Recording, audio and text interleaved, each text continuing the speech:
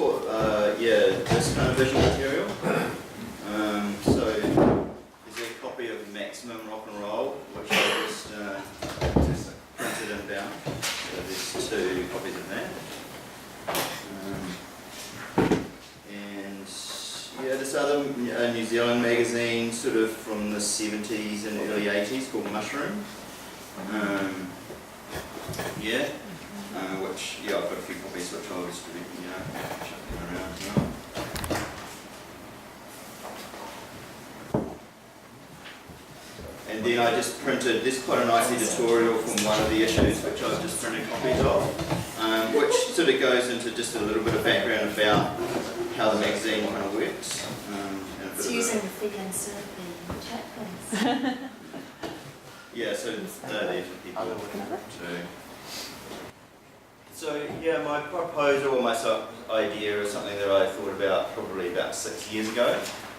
So it's sort of an old idea, but it's still one where the context that it was considered within hasn't really changed that much. And what it was I was just sort of thinking about art magazines in New Zealand and what kind of exists in that sort of, I guess, more commercial kind of landscape. There's sort of 2 magazines really. There's Art New Zealand, which is perhaps more like a journal, which has been around for kind of forever almost. And then Art News as well, which is a bit more kind of maybe DIY or something, but it exists in a similar kind of space. So I was just interested in sort of rethinking that, like if we were to sort of propose another magazine that did something differently, or perhaps related more towards the sort of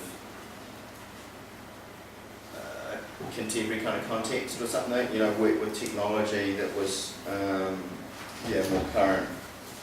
And where I got to with it was, I've bought these magazines as a way, they're older magazines, but I'm kind of interested in the ways in which magazines always have a sort of kind of familiar structure. Like often there's an editorial and there might be feature articles and there might be reviews, and there could be classified advertising, all those kind of things.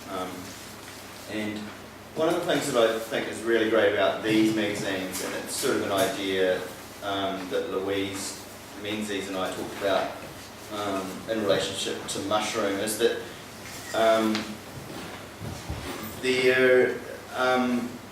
it provided a kind of a voice piece really for a community at a time which is pre-digital. And so a lot of the communication happened through letters, like people would write to the magazine and then their letter would get printed. And you can see in there's people like kind of saying, I'm looking for a place to stay in the winter in Mahia because I like to go surfing or something. And the magazine comes out every month, and it's this huge delay between somebody reading that letter and then coming around to calling them or replying, to them, and it's got their address and stuff. But I think one of the things that's really great about it is that it creates almost a kind of an invitation for a physical network to happen as well. So whereby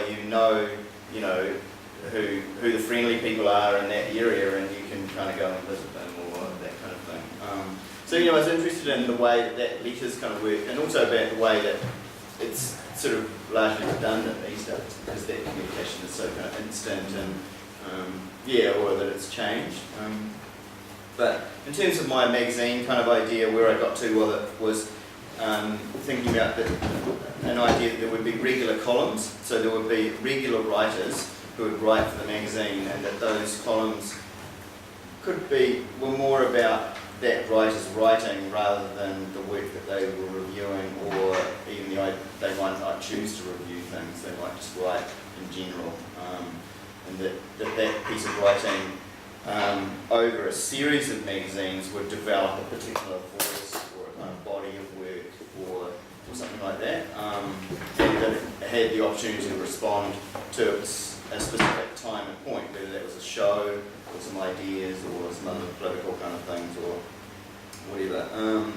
And I guess the visual component of the magazine would be really just photographs of exhibitions, so photographs of the show and of the work, and that would not be, they wouldn't be PR images, they would be commissioned photographs of those shows. So whether the magazine had a set of photographers that would go and shoot those shows. And I sort of thought that it would exist largely in a digital kind of format, so it might come out bi-monthly as a sort of an EPUB kind of format, and then sort of at the end of the year there might be this sort of print edition which would exist as something that you could read at the beach or whatever where you didn't want to have your digital device. I'm not quite sure how that would come together, whether that would be the collected columns from the year only, whether there would be no images in that, or whether there would be selected columns, or whether the writers over the period of that year might develop a longer piece of writing which was in that sort of end of the year kind of issue. But I kind of like the idea that the summer issue might be a way of catching up on all the bits that you didn't read over the year, and that it would, because often that's how I tend to read at the end of the year. So that, you know, I guess that's the sort of start of the premise of the idea. And then, you know, when I was coming down on the plane, I was thinking about, well, how has the context changed? And like within that space, Contemporary Art Daily has kind of really kind of occupied that zone of showing images of exhibitions. But I really think, you know, there's still Art New Zealand and Art News look exactly the same as well. Yeah, and then I guess my other questions that I wrote down were thinking about, well, how do magazines exist, and if they relate to a community or a particular network, then how has that changed through online kind of media, and does that mean that your network, you know, in these kind of cases, they exist probably within New Zealand, or within perhaps even, like with Maximum Rock and Roll, perhaps even, you know, within San Francisco almost immediately, but also not as well. They have, you know, leaders from different parts. Yeah, and how does that fragment the readership or the community, if you like, and what opportunities does that give? And also think about, I mean, in terms of art magazines, you know, whether the local community even exists anymore, or whether you are instantly global no matter what you do. If that's your audience. And the other bit of thinking that I was thinking about, I just remember reading something that Ian Enfield wrote once, where he was sort of talking about architecture and building in spaces for sort of random interaction. And I think I read it in relationship to the proposal that he made for Te Papa, because I think as part of that there was a kind of an arcade that was underneath the building, like the building was suspended, and under that was this sort of plaza or arcade, which would, he would sort of write about that. And I often think that magazines are a bit like that as well, like where they, maybe they provide that opportunity for random interaction. Perhaps to undo some of that virtual. Yeah, that's it. I was thinking, so these things are so interesting that they're kind of the pre-internet, I was thinking that, I think I was saying to you last night, Mel, that I was finding it amazing how punk culture came to New Zealand, and it's for young people now it must seem amazing.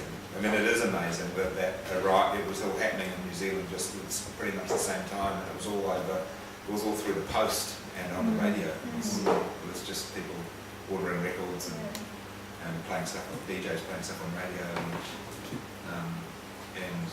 all that stuff happened. And the zines are amazing. It's amazing. Connected. I often think about how in these formats it showed up in a sort of curated, edited way. Whereas now it's like, I don't know, I always sort of think this with students, that, the internet's great, but it's totally overwhelming. Yeah. And it's like, where do you start now? I also think that the thing is, I also think when you consume something in a written form like this, there's a person, you have a one-to-one relationship with that object that's different to the internet. Like when you consume something on the internet, you're kind of in the back of your mind as everyone knows this, everyone can access this. Whereas you kind of, when you find a book that is rare or you've just discovered or is new, you kind of feel like it's your psychologically you go, I'm in this club that's read this, I know about this, I'm in the know. Yeah. Whereas the internet sort of almost defies that whole idea, is because almost anyone has access to it, and you can share it in an instant. The effort you end up spending to do it elevates the value of whatever you end up finding. So That's true. it's that thing where even if it's not Yeah. as great as it probably is, if you might have to go through links to discover. Especially with these sort of subculture magazines, you know, you write off to the States to get them to send you one or whatever, you know. I feel like you read in a different way when it's in print as well. Yeah, Like you're not as sort of distracted. I mean, I would have thought that the printed object would be, or, you know, this collage that you're talking about. I think that's the end of the year thing, that's the word, I think that's important to bring it together in some one object. This will last forever. I mean, these are here. Yeah. You know, they're actually, they exist. There's something to be said for the object, you know, the printed form. So if you're going to do it, I've always liked the idea that in a bookshop you can find something unexpected, whereas online you kind of lead. Nowadays you're kind of led in this certain way, like if you Google something, Google's going to read your search history and give you what That's right. they think you'll want to read. Yeah, it's all optimized and so it's becoming less and less, it's becoming harder to find sort of unexpected content online. And I think the other distribution thing that with these things, and maybe it's sort of keys into your thing, is that the sort of the event model for distribution, where you go, oh, we're going to have a party and that's the only chance you get to get the thing, you know. And so you know that's the other way to kind of get a modern distribution going, I guess, is to sort of Have more parties. have more parties.